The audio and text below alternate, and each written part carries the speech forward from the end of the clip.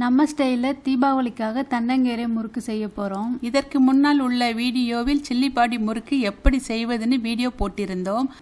அந்த video link கீழே உள்ள டிஸ்கிரிப்ஷனில் பார்க்கலாம். வாங்க ஆரோக்கியமான முறுக்கை செய்வோம். ஹாய், வணக்கம். நம்ம ஸ்டைல் சேனலுக்கு உங்கள் அனைவரையும் வரவேற்கிறோம். கீரை முறுக்கு செய்கிறதுக்கு 1/2 கிலோ ரெடிமேட் மாவு எடுத்து வச்சுருங்க. அதை கொட்டிக்கிறேன். 1/2 கப்பு பொட்டுக்கடலை மாவு எடுத்துருக்கிறேன்.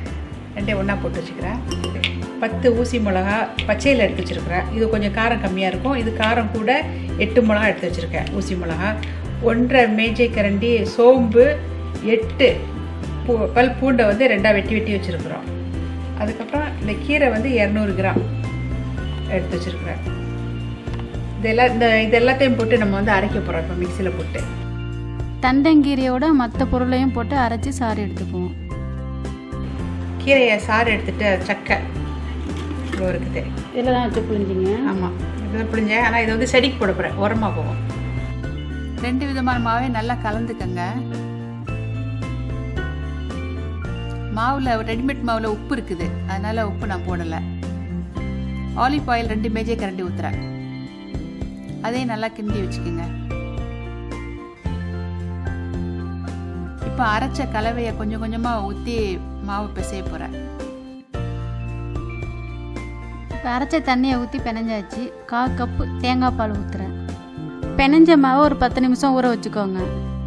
ஊற வச்ச மாவை முறுக்கு கடையில் எடுத்து வைக்கிறேன். கோம்ஸ், இந்த மாவை சாப்பிட்டு பார்த்தியா, எப்படி இருந்துச்சு?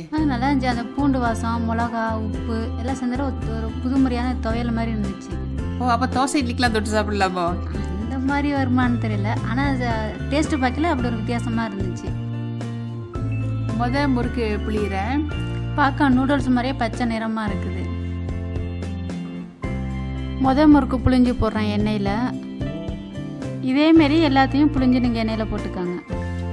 முறுக்கு 2 சைடும் திருப்பி போட்டு செவக்க விட்டு எடுத்துக்கோங்க. நம்ம ஸ்டைலில் தீபாவளி ஸ்பெஷல் கீரை முறுக்கு தயாராகிடுச்சு.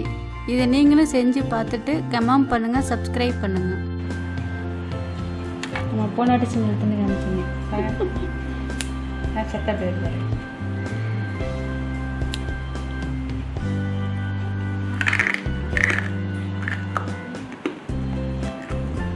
நல்லா இருக்கு, ருசி நல்லா இருக்கு. இந்த வீடியோ உங்களுக்கு பிடித்திருந்தால் லைக் பண்ணுங்க, ஷேர் பண்ணுங்க, கமெண்ட் பண்ணுங்க, சப்ஸ்கிரைப் பண்ணுங்க. பிறகு கீழே இருக்கும் பெல் பட்டனை அழுத்துங்கள். நம்ம ஸ்டைல் சேனலை பார்த்ததற்கு நன்றி.